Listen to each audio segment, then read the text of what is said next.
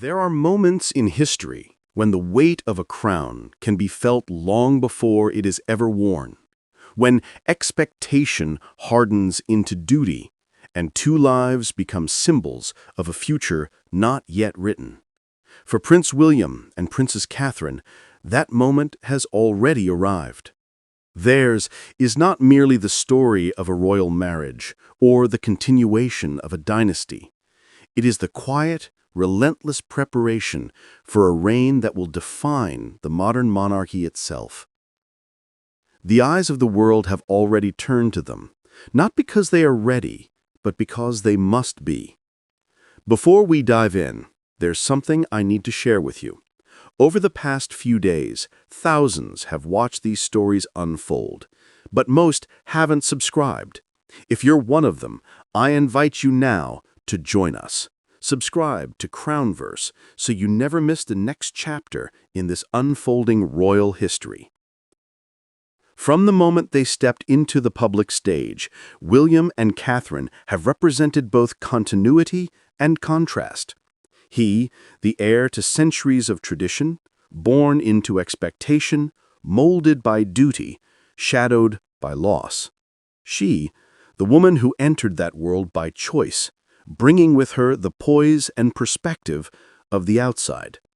Together, they stand at the intersection of two forces, the enduring weight of monarchy and the unyielding gaze of modernity.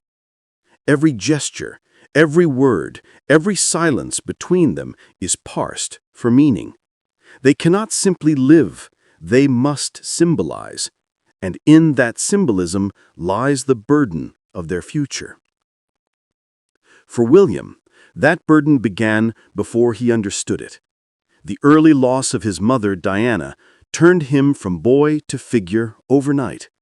The image of him walking behind her coffin became an emblem of grief and endurance, an image that still defines him. He grew up not only heir to a throne, but to a tragedy that demanded redemption. The monarchy, wounded by scandal and division, looked to him as its chance to heal. That expectation, quiet but constant, has followed him into adulthood, shaping the cautious, deliberate man he has become. Catherine's burden came differently. Hers was the challenge of belonging to an institution that had both defined and devoured women before her. From the moment her relationship with William became public, she was measured against impossible standards, expected to be relatable yet regal, modest yet flawless, present yet untouchable. Her every move, outfit, and expression became a signal, interpreted by millions as a reflection of the monarchy itself. Where others might have faltered, she adapted. She learned the rhythm of royal life, the balance between visibility and restraint, and mastered it with quiet precision. But behind that calm exterior lies the constant awareness that she is not only wife and mother, but symbol and safeguard. Together, William and Catherine carry the monarchy's credibility on their shoulders. As King Charles navigates his own reign and public health challenges, the nation's gaze drifts ever more toward his son and daughter-in-law. The transition feels gradual but inevitable. Every engagement they undertake, every cause they champion, feels like a rehearsal for the throne. Theirs is the power of proximity. They do not rule, but they already represent. And in that representation lies the monarchy's survival. What makes their burden so profound is not its visibility, but its constancy. There is no moment when they are not performing the delicate dance of relevance and restraint. They must modernize without radicalizing, charm without courting controversy, and remain human without ever appearing ordinary. When they laugh with children or embrace a grieving parent, they embody accessibility. When they walk with solemn grace beside the king or queen, they embody continuity. In them, Britain finds its emotional equilibrium. the illusion that its monarchy can be both ancient and modern, unchanging yet adaptable. But that illusion demands sacrifice. The personal cost of royal life is not scandal or exposure. It is the erosion of self.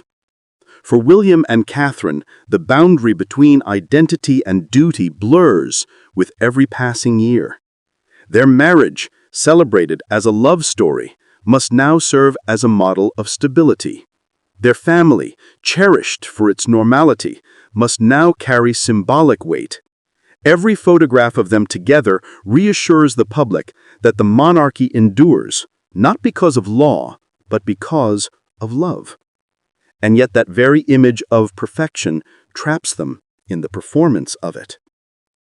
Privately, they are said to be pragmatic, grounded, protective of their children's innocence. But publicly, they cannot appear uncertain. The monarchy does not allow for doubt. William's rare flashes of emotion, the clench of a jaw, a glance of fatigue, become instant headlines. Catherine's silences, her composure, are often misunderstood as calculation when they are simply discipline. Together, they have learned that the hardest part of royalty is not bearing scrutiny, but bearing it gracefully.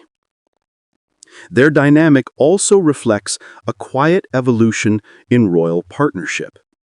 Where past heirs often led alone, William leads with Catherine. Their relationship functions as a co-regency in all but name. She is not a consort in waiting. She is an equal force in the shaping of their shared image. It is her warmth, her meticulous sense of presentation that softens his seriousness. It is his steadiness that grounds her empathy in authority. In a sense, they represent two halves of what the modern monarchy must be: emotional enough to engage, composed enough to endure.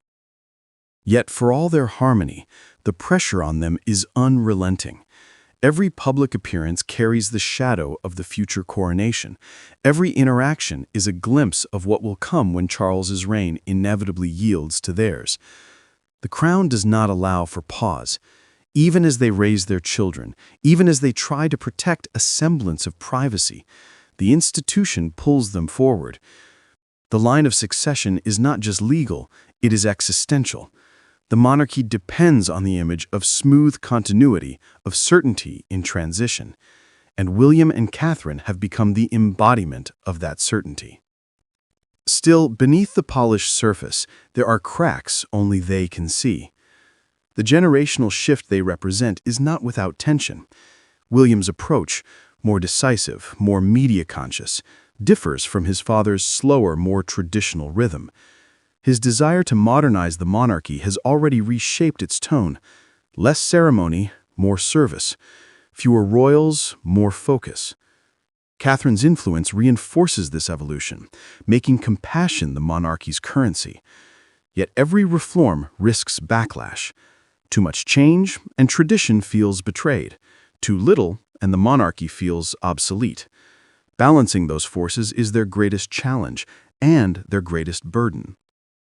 Their popularity, though immense, is also fragile. The public that lifts them up can turn with a single misstep. In an age of instant judgment, perfection must be constant. A missed expression, an awkward word, a perceived slight, each can spark debate. And so they walk a tightrope, one step at a time, aware that one stumble could echo for years. Their calm is not complacency, it is armor. For all the scrutiny, their devotion to duty remains evident. William's focus on mental health, homelessness, and the environment reflects his mother's compassion, but framed through the pragmatism of a future monarch. Catherine's work on early childhood development and family well-being carries the quiet conviction of someone who believes that legacy is built not through grand gestures, but through consistency. They are not revolutionaries, but reformers, shaping change so subtly that it feels like tradition. In that subtlety lies their genius. And yet, for all their control, they remain haunted by the unpredictability of royal fate. The monarchy's endurance has always relied on the delicate balance between stability and scandal, reverence and rebellion. They have seen how quickly perception can shift, from adoration to accusation, from reverence to resentment. They have watched other royals fall under the same gaze they now bear. And so they move carefully. Too carefully, some critics say, always mindful that the modern world does not forgive missteps as easily as it once did. At times one wonders whether the weight of destiny allows them any space to simply live. Their children's laughter, their shared glances of affection, their private escapes to the countryside. These moments, fleeting and unguarded, are the few where the burden lifts. Yet even then they are aware that those moments exist within the story, not outside it. The future king and queen cannot escape the narrative. They are the narrative. In a sense, their burden mirrors that of every monarch before them, to embody ideals that no human can truly meet. But what makes their task uniquely difficult is the age they inhabit. The late queen ruled a world of limited visibility, her mystery, her strength. William and Catherine rule a world of exposure where transparency is both demanded and distrusted.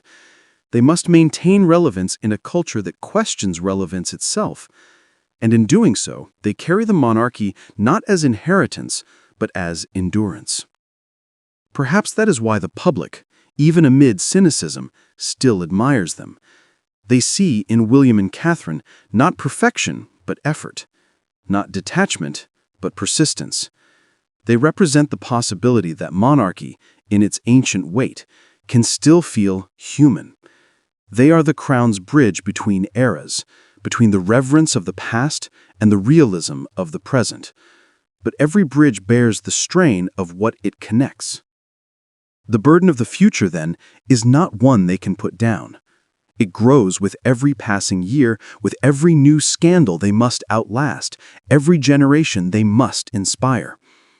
Their reign, when it comes, will not just inherit the legacy of the past, but the expectations of an age that no longer believes in symbols, yet still demands them. They will be tasked with not just leading, but with convincing the world that leadership still matters. And so for now, they continue to walk their careful path, composed, gracious, resilient. In public, they are the picture of stability. In private, perhaps they allow themselves the rare honesty of fatigue.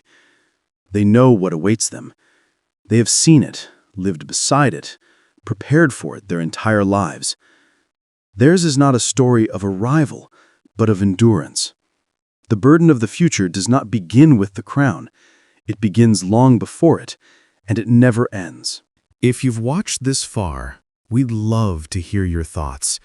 Can William and Catherine truly carry the monarchy into a new era without breaking under its weight? Will they redefine the crown, or be defined by it? Let us know what you think in the comments. And if you enjoyed this exploration of duty, destiny, and quiet strength, don't forget to like this video and subscribe to Crownverse, where royal history lives on.